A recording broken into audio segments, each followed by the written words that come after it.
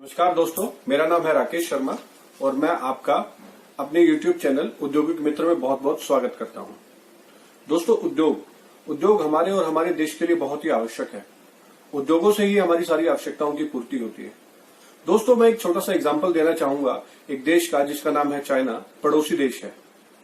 अगर मैं बात करूं आज से कुछ दशक पहले चाइना और हम देश की स्थिति कोई बहुत ज्यादा अलग नहीं थी, लेकिन आज स्थिति बिल्कुल भिन्न है। आज चाइना अपने उद्योगों के दम पर अपनी अर्थव्यवस्था को इतना मजबूत कर चुका है कि वो एक वर्ल्ड की सुपर पावर अमेरिका को चुनौती दे रहा है। इसका अर्थ ये हुआ कि एक मजबूत देश बनने के लिए हमें औद्योगिक रूप से मजबूत होना बहुत ही आवश्यक है और आजकल सरकार भी इस दिशा में बहुत अच्छा काम कर रही है। वो विभिन्न प्रकार की सब्सिडी और इंसेंटिव स्कीमों के द्वारा हमारे औद्योगिक जगत को बहुत ही मजबूत बनाने का प्रयास कर रही है। और दोस्तों, मेक इन इंडिया इसका एक बहुत अच्छा उदाहरण है। तो समस्या कहां है? मेरा अनुभव यही कहता है कि इसका एक ही कारण है, जानकारी का अभाव। आज की डेट में हमारी सरकार बहुत सारी इंसेंटिव सब्सिडी स्कीम्स लेकर आती रहती है, लेकिन हम उसका ठीक से लाभ नहीं उठा पाते। हमारे YouTube चैनल उद्योगिक मित्र का एक ही मकसद है कि आप तक हम सारी सरकारी इंसेंटिव सब्सिडी स्कीम्स की जानकारी पहुंचा सके, ताकि आप मजबूत बन सके, हमारे उद्योग मजबूत बन सके और हमारा देश मजबूत। तो इंडस्ट्री से रिलेटेड सभी अपडेट के लिए आप हमारे YouTube चैनल औद्योगिक मित्र को सब्सक्राइब करें, बेल आइकन को प्रेस करें और अगर आपको हमारी वीडियो अच्छी लगे तो उसे लाइक करें और शेयर करें।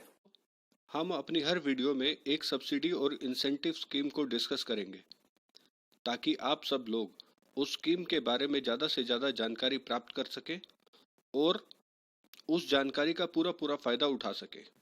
आज का हमारा टॉपिक है PMEGP स्कीम, यानी कि prime minister employment generation program. दोस्तों, ये क्रेडिट लिंक सब्सिडी स्कीम है। आइए जानते हैं इस स्कीम के बारे में। ऑब्जेक्टिव, उद्देश्य। दोस्तों, इस स्कीम का मेन उद्देश्य ग्रामीण व शहरी क्षेत्रों में स्वरोजगार एवं लघु उद्योगों के माध्यम से रोजगारों को बढ़ावा देना है। फाइनेंशियल असिस्टेंस, वित्तीय सहायता। दोस्तों, इस स्कीम के अंतर्गत गवर्नमेंट हमें वित्तीय सहायता यानी कि फाइनेंशियल हेल्प प्रदान करती है। दोस्तों, इस स्कीम के अंतर्गत यदि आप मैन्युफैक्चरिंग सेक्टर में यानी कि किसी वस्तु का उत्पादन करना चाहते हैं तो 25 लाख तक के प्रोजेक्ट को इसमें शामिल किया जाता है, और यदि आप सर्विस इंडस्ट्री में काम करना चाहते हैं तो 10 लाख तक के प्रोजेक्ट को इस स्कीम के अंतर्गत शामिल किया जाता है। एलिजिबिलिटी यानी कि योग्यता। दोस्तों, अब हम जानते हैं कि इस स्कीम को अप्लाई करने के लिए किन किन योग्यताओं का होना आवश्यक है। इसमें सबसे बड़ी योग्यता है आपकी एज, यानी आपकी एज 18 साल से ऊपर होनी चाहिए। आपकी एक फर्म होनी चाहिए जिसमें आपकी प्रोप्राइटरशिप होनी आवश्यक है। सेल्फ हेल्प ग्रुप, स्वयंसेवी संस्थाएं भी इस स्कीम का लाभ उठा सकती हैं। इसके अलावा इंस्टीट्यूशन, कोऑपरेटिव सोसाइटी और ट्रस्ट भी इस स्कीम का फायदा उठा सकते हैं। Own contribution. दोस्तों, इस स्कीम में हमें प्रोजेक्ट कॉस्ट के कुछ हिस्से का प्रबंध स्वयं करना होता है, जो कि इस प्रकार है। यदि आप जनरल कैटेगरी में आते हैं तो टोटल प्रोजेक्ट कॉस्ट का 10% आपको सेल्फ कंट्रीब्यूशन करना पड़ता है, और यदि आप एक वीकर सेक्शन में आते हैं तो प्रोजेक्ट कॉस्ट का 5% आपको स्वयं प्रबंध करना पड़ता है। सब्सिडी यानी कि आर्थिक सहायता। दोस्तों, अब हम जानते हैं इस स्कीम के अंतर्गत हमें कितनी आर्थिक सहायता सरकार के द्वारा प्राप्त होगी।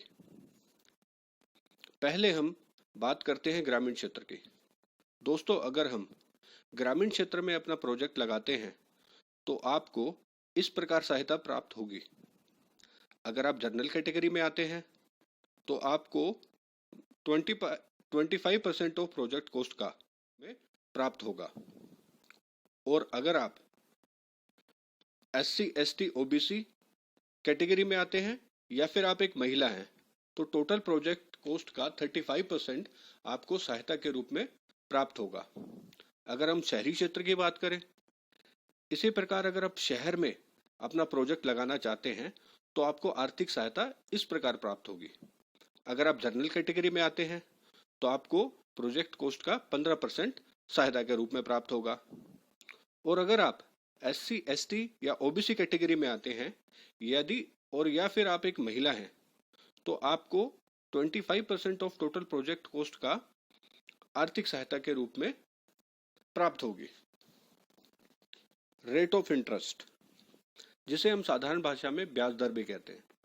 दोस्तों, जैसा कि आप जानते हैं कि ये स्कीम एक लोन के रूप में आपको प्राप्त होती है, तो इसकी ब्याज दर वही लगेगी जो कि MSME सेक्टर पर साधारणतः लगती है, यानी कि इस लोन के लिए आपको कोई एक्स्ट्रा ब्याज चुकाने की आवश्यकता नहीं है।